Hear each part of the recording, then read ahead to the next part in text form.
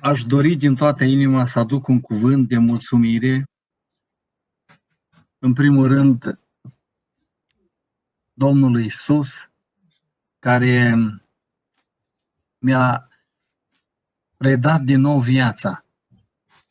Astăzi sunt în fața dumneavoastră, înaintea camerei, un om care am reluat viața de la zero pe 12 aprilie 2020, de sărbătoarea Învierii Domnului Iisus pentru noi, pentru mine și pentru scumpa mea soție. Lucrul ăsta a avut o dublă însemnătate. Dumnezeu ne-a redat iarăși viața.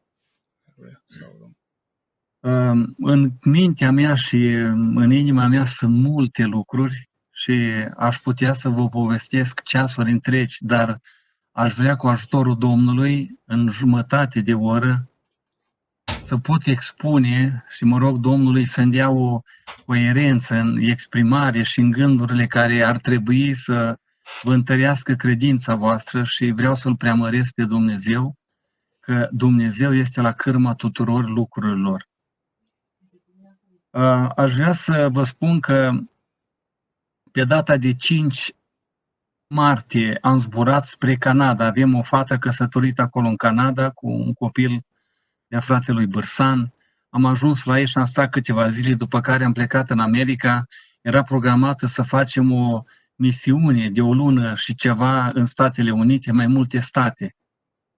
Și am ajuns în Detroit, apoi în Portland și nu știu de unde, ori din Detroit, ori din Portland, am luat acest virus. Când am ajuns în Atlanta, deja la câteva zile de slujire, acolo seara era în fiecare seară stăruință, am avut primele simptome ale bolii și lucrurile au fost mai grele de la o zi la alta. M-am luptat cu acest virus 9 zile în America. Am ajuns în Detroit cu o mașină și am stat în Detroit ca să aștept un avion aproape 5 zile cu febră, cu multe transpirații, și am luat toate leacurile ce am știut eu atunci, cu ceaiuri, cu multe lucruri, și simțeam că plămânii mei se duc, nu mai aveam aer. Și cu 2 zile înainte să mă anunțe compania că s-a schimbat zborul, să plecăm spre Europa, trebuia să mergem prin Chicago și n-am mai mers prin Chicago, și am zburat direct Detroit, Amsterdam, Amsterdam, Viena. Cineva mi-a dat niște pastile pe bază de prednisolon și au putut plămânii mei să mai respire un pic pe avion. M-am gândit, stând acolo 9 zile cu febră, cu transpirații multe, mi-am dorit foarte mult ca să ajung acasă, ca să ajung în Austria și să văd Europa. Simțeam că mă stâng acolo și eu nu mai ajung acasă.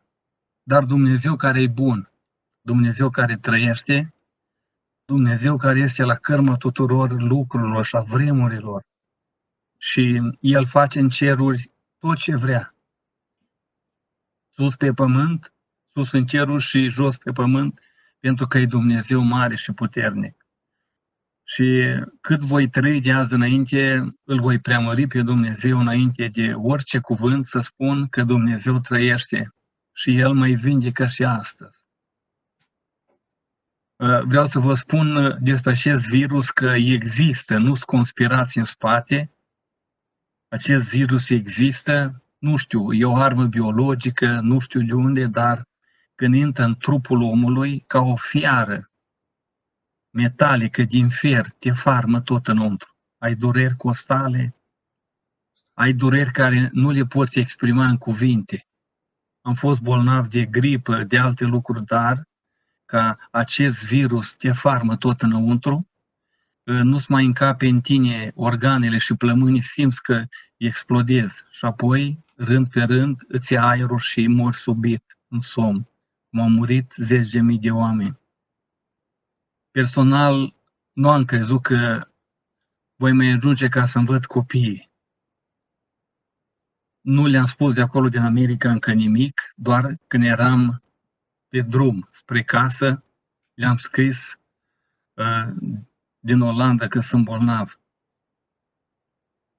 Dumnezeu m-a ajutat după toate controalele ca să cobor în Viena și am trecut de toate controlele și când eram pe tren spre casă, din Viena spre Salzburg, a coborât și și-a făcut efectul acest virus și am tușit 25 de minute în continuu în tren.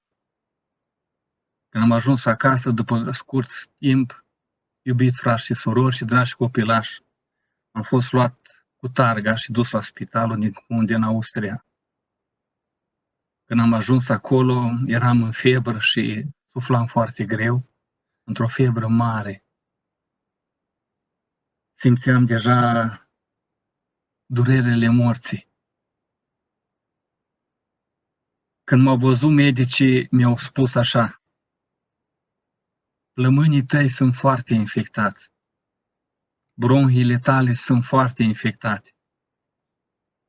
Acest virus face așa ca un mucus alb, îți înfășoară plămânii și eu sufăr de astmă și de diabet tip 2 zaharat și persoanele acestea sunt predispuse și foarte mulți au plecat din lumea aceasta. Virusul acesta atacă aceste persoane care au acestea simptome la bază.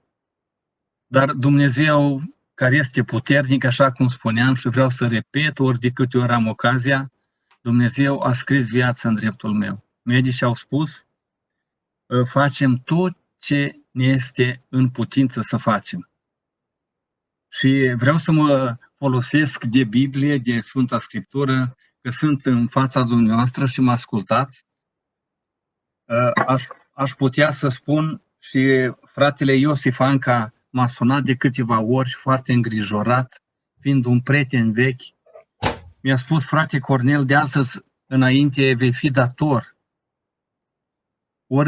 Ori de câte ori vei urca la amvon al bisericilor, ești dator ca să mărturisești poporului și înaintea bătrânilor despre marea minune care Dumnezeu a făcut-o cu viața ta. Și în Psalmul 107, cu versetul 31 și 32, cuvântul Domnului spune așa: de-ar lăuda oamenii pe Domnul pentru bunătatea Lui și pentru minunile Lui față de fiii oamenilor, să-L înalțe în adunarea poporului și să-L laude în adunarea bătrânilor. Slăvit să fie Domnul! Dumnezeu trăiește în vecii vecilor. Dumnezeu, frați și surori și iubiți copilași, face minuni și astăzi. Eram acolo în spital, de câteva săptămâni mi-am pierdut gustul, mi-am pierdut mirosul mâncării. Nu știam ce gust are mâncarea. Dacă tu ești azi acasă, mă uit că sunt copii în jurul părinților și aș ruga din tot sufletul să asculte de părinți și de Domnul. Eram în spital cu soția și copiii mei au rămas singurei acasă. 2 săptămâni nu i-a vizitat nimeni, decât le aducea din când în când câte o soră sau fetele noastre care erau căsătorite, câte o plasă de mâncare la ușă. Și dacă astăzi sunteți în jurul părinților și aveți masa plină și mai ales ai gust la mâncare, este un har deosebit. Dacă v-ați sculat astăzi dimineață și ați văzut lumina și ați călcat pe podul pământului, vreau să vă spun că nu e un merit al vostru. Nu ni se cuvine nimic decât datorită mari îndurări a Domnului, așa cum spunea profetul Ieremia în plângerile lui în capitolul 3, că spunea el: iată ce mă face să mai trag nădejde, bunătățile Domnului încă nu s-au terminat. Îndurările lui încă n-au ajuns la capăt. Pentru lucrul acesta suntem datori și ca unul care am trecut pe acolo, vreau să trec un pic spre final. Când am ieșit din spital după a 16-a zi din spital, iubiții mei, frați și surori, călcam pe podul pământului foarte prudent și foarte atent.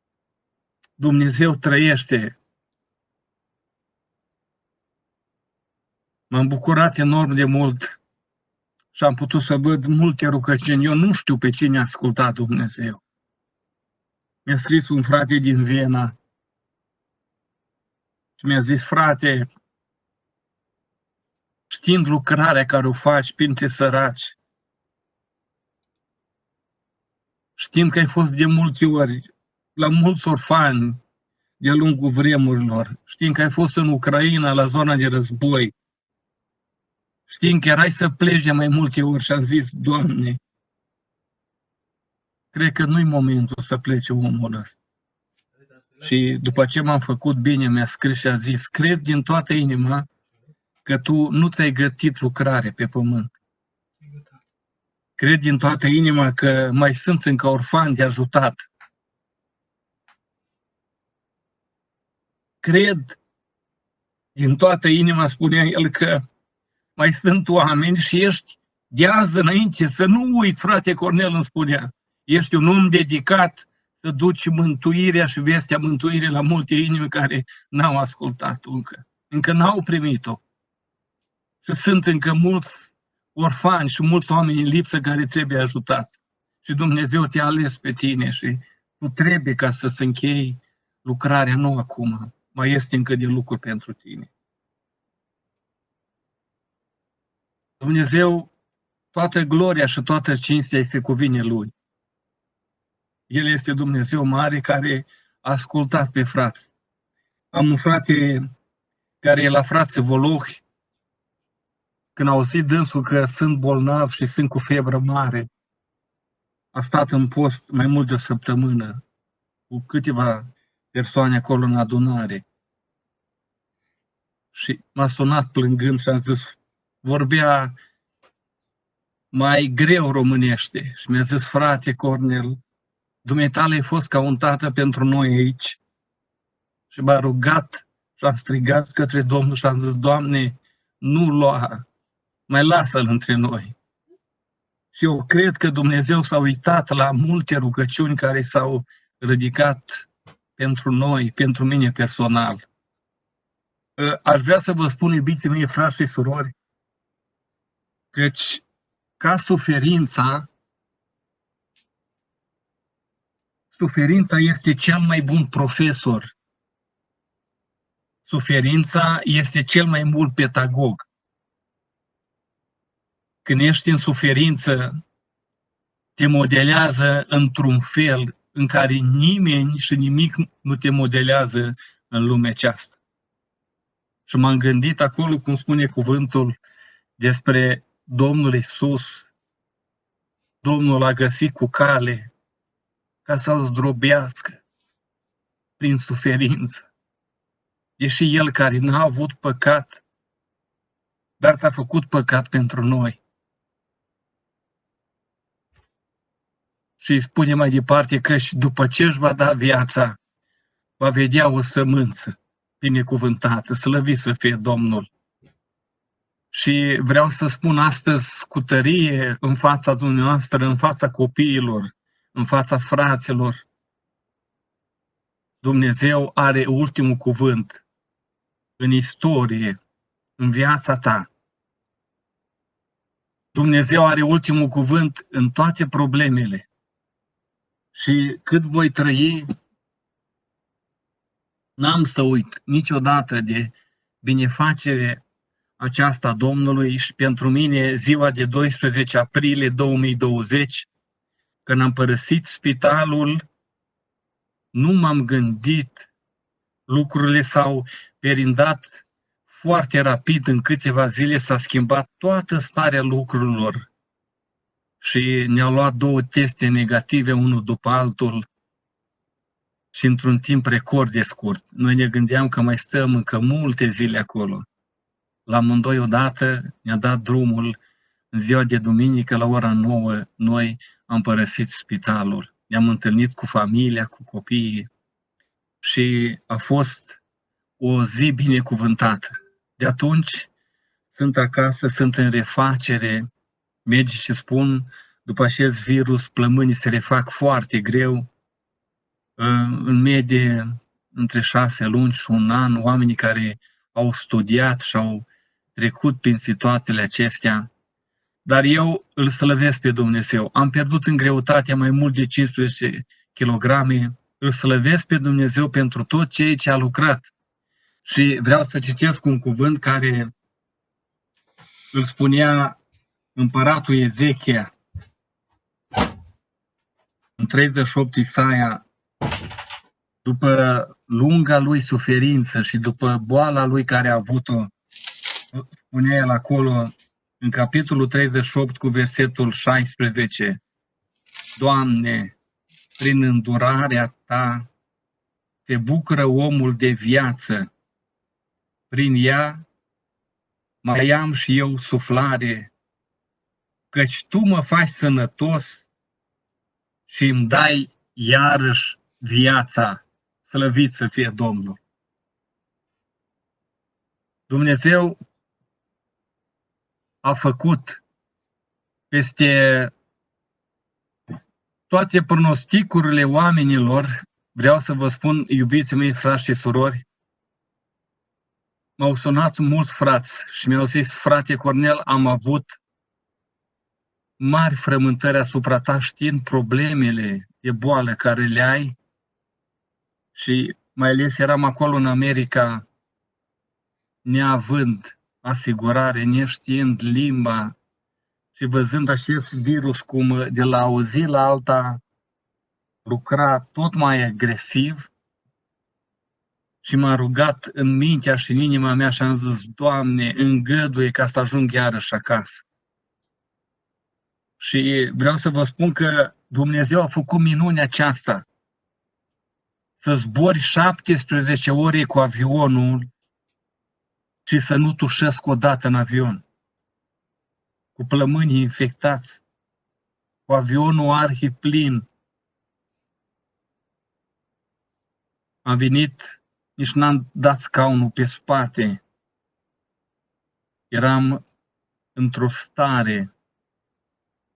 Dar Dumnezeu care face minuni, așa cum am zis, sus în ceruri și jos pe pământ, a făcut lucrarea aceasta să zbor cu o zi mai repede, să pot ajunge aici în Austria, să pot fi tratat. Vinerea trecută am mers la medicul de familie și a primit toate informațiile, toate rezultatele de la spital, el fiind român de-al nostru, dar este un ateu convins. Mi-a zis, ai scăpat ca prin urechea acului, un pic și dădeai colțul. Și am strigat la el acolo în cabinet tare și am zis, mare, mare este Dumnezeu. Și el mi-a zis că nu-i mare Dumnezeu, medicii au fost buni. Eu am zis, da, Dumnezeu a dat înțelepciune ce medicamente să-mi pună, că puteam să fac embolie, puteam să plec, cum au plecat atâția oameni cu bani, cu stări, oameni sănătoși care au plecat cu acest virus. Dumnezeu a scris viață în dreptul meu și prin mâna lor mi-au băgat multe perfuzii, mi-au schimbat branulele la mâini de mai multe ori.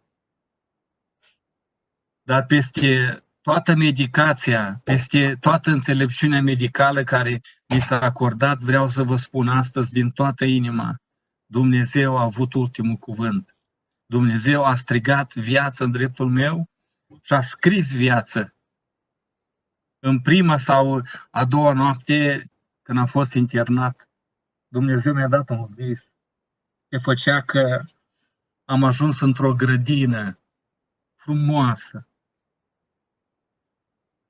unde era numai cânt, numai veselie, numai sărbătoare. Și se spunea că voi ajunge la o sărbătoare a reîntâlnirii. Și mi se spunea acolo, te vei întâlni cu multe persoane dragi ție.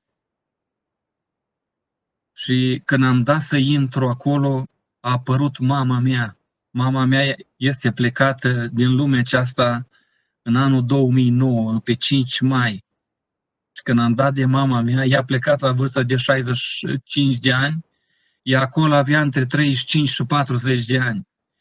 Și era îmbrăcat așa frumos, de sus până jos, cu capul acoperit. Și eu când am văzut-o, m-am dus la ea și am vrut ca să o cuprind, am vrut ca să vorbim și ea de la 2 metri a strigat: nu te apropia. Ce cauți tu aici? Ai venit prea devreme. Du-te înapoi de unde ai venit. Și eu atunci am vrut ca să merg la ea încă o dată. Și ea mi-a zis: nu, încă nu acum. Du-te înapoi de unde ai venit. Când m-am trezit dimineața, n-am spus încă la nimeni. Și am zis: voi pleca să mă întâlnesc cu mama. Dar, pe urmă am văzut că vorbele mamei din vis mi-a zis: du-te înapoi, că ai venit prea devreme. Și Dumnezeu a îngăduit și astăzi aș vrea să vă spun că respir normal. Ies afară și mă uit cât de frumoasă este primăvara.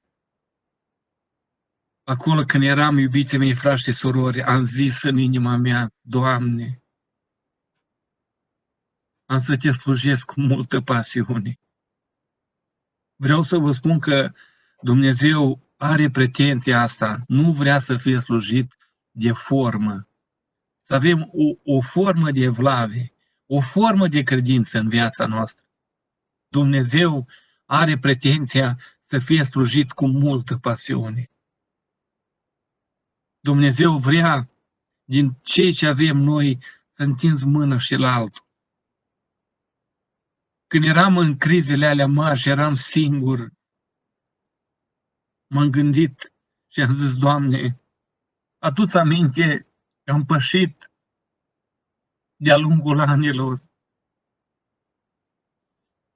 în multe case de orfani. Am zis: Doamne, adu-ți aminte că n-am mers în multe concedii când eram tânăr. Și mergeam cu busul încărcat în multe familii unde nu era de mâncare. M-am prins de lucrul ăsta ca de o ancoră mare. Și în Psalmul 41, acolo, cuvântul Domnului scrie: ferice de cine îngrijește de un sărac. Și sunt 6 binecuvântări pe care omul le primește dacă faci lucrul ăsta. Nu m-am gândit că am predicat, că am cântat, că am zis poezii, că am prorocit, nu. Singurul lucru care m-am prins, așa ca de o ancoră în fața lui Dumnezeu, am zis: Doamne, adu-ți aminte că am făcut mulți kilometri și am mers în casa celui necăjit. Și Dumnezeu care este mare, Dumnezeu care trăiește, iubiții mei, frați și surori, vă spun cu ochii în lacrimi, Dumnezeu așteaptă și Dumnezeu vrea să fie slujit cu multă pasiune. Țineți minte în seara asta lucrul ăsta. Dumnezeu așteaptă de la noi, nu o formă de evlavie. Dumnezeu așteaptă din ceea ce ai tu să întinzi mâna și la cel care nu are. Atunci vei primi pacea în suflet, atunci, dacă ne uităm la biserica primară, la stâlpii bisericii, dacă vreți, strângerea de ajutoare și ajutorarea sfinților era, dacă vreți, punctul numărul 2 pe lângă misiunea bisericii. Lucrul ăsta parcă erau surori una cu alta, misiunea și ajutorarea. Misiunea și ajutorarea. Și din sărășia lor, Luce, cât de săraci erau, au făcut, spune cuvântul Domnului, și au dat naștere de un belșug mare. Nu știu de ce trebuie să vă spun lucrurile astea. Dumnezeu, nu m-am gândit la astea să vă spun despre ajutorare. Dumnezeu mi le-a dat acum pe moment. Le-am primit din partea Lui.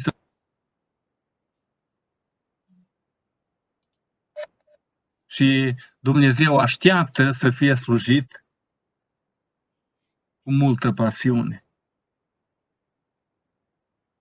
Vreau să mulțumesc bisericii din Matingofăn. Mi-e dor ca să ne întâlnim fizic, să vă pot îmbrățișa ca frații mei de cruce, pe frații Bujor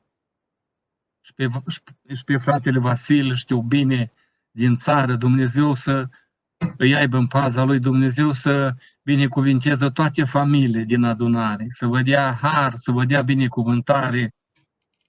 Mă uit, timpul care l-am promis s-a scurs, iubiții mei, frați și surori, ar fi multe încă de povestit, dar nădăjduiesc, așa cum spunea Apostolul Ioan, am multe să vă spun, dar când voi fi față în față cu voi, când vă voi putea privi în ochi, că sunteți frații mei. Încă nu am fost în localul nou în care v-ați mutat, de când ați plecat de aici.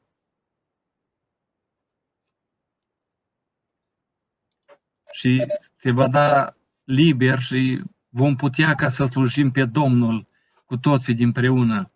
Vă încredințez în brațul Domnului. Mulțumesc încă o dată de toate rugăciunile care le-ați făcut pentru familia noastră, pentru mine personal. Mulțumesc fratelui Cristi, fraților din conducere. Dumnezeu să fie cu voi, să vă poarte în carul lui de biruință și să ne facă parte la toți de marea întâlnire cu El. Fiți binecuvântați de Domnul. Amin.